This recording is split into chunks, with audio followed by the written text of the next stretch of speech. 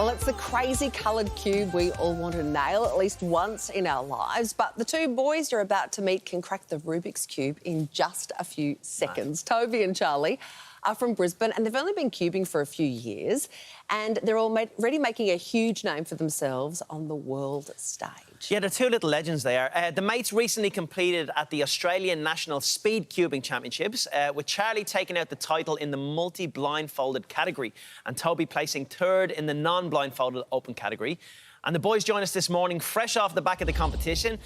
Guys, this is great, and it's great to see you two. The Rubik's Cube, it's something I can't walk past without picking it up, turning it a couple of times, making it worse, and putting it on. We'll never solve that. Charlie, we'll start with you, mate. Can you tell us where your interest in the Rubik's Cube came from and how you got started with it? Yeah. So, my dad learned about 3.5 years ago, and then he insisted on teaching me so that I wouldn't be bored. And so then I just spent all my time on that, learning more and more from YouTube and getting faster and faster. So yeah. Wow. And Toby, how many hours a day do you spend practicing the Rubik's Cube? All the time that I'm not doing something else. Yeah, normally I practice probably a bit more than I should. Like, I'd say between 3 and 4 hours a day. 3 and 4 hours a day? Wow. That's awesome. It's great for your brain and you're accomplishing something. Keeps you off the computer too. Charlie, is it difficult to learn as a beginner? I mean, can anybody learn? And you don't have to humour us. Yeah. So basically, anybody can learn as long as they look up a tutorial and are willing to put in the time and effort into learning and practicing. So yeah. How many moves does it take to solve the Rubik's Cube? With the beginner method, I think usually the average is between 100 and 150 moves. But for the more advanced methods like me and Toby use, it's usually between 50 and 60 moves. Jeez. And Toby, you average just 6.8 seconds to solve the Rubik's Cube. 60 moves in 6.8 seconds. Insane. Can you give us a little demo? Yeah, okay, sure. I'll have a look at it. Okay. All right. 3, 2, 1, go.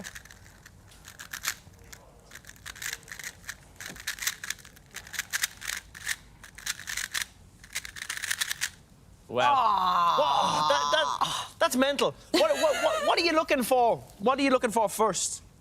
I mean, how do you start even? So generally I start by kind of looking for the first couple, normally 7 or so pieces to solve, which I can normally see in about 10 or 15 seconds. And then from there you kind of just as you're solving some pieces, you can kind of look ahead to the next couple of pieces that you're going to solve.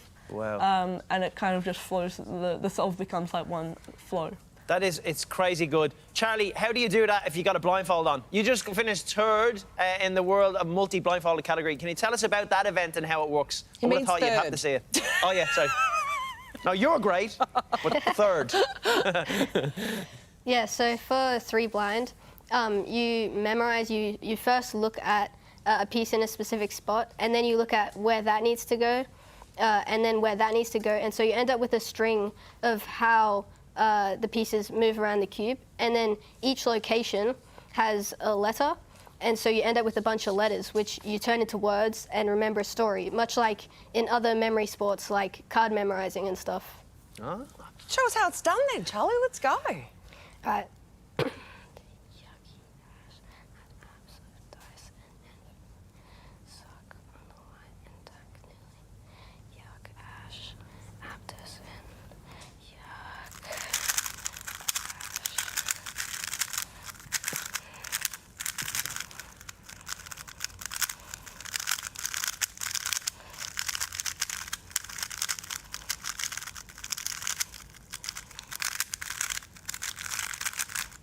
Oh, wow. I was holding my breath then. I want to know what the story was.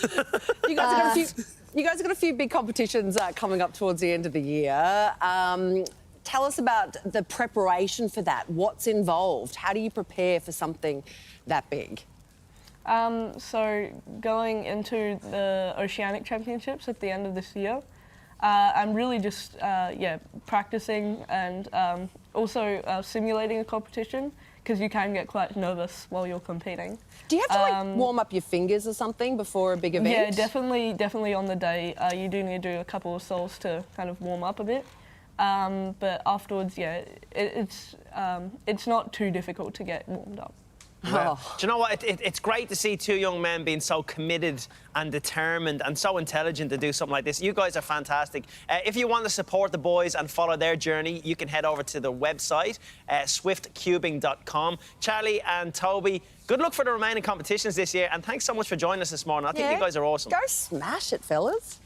Thank you. Thank you.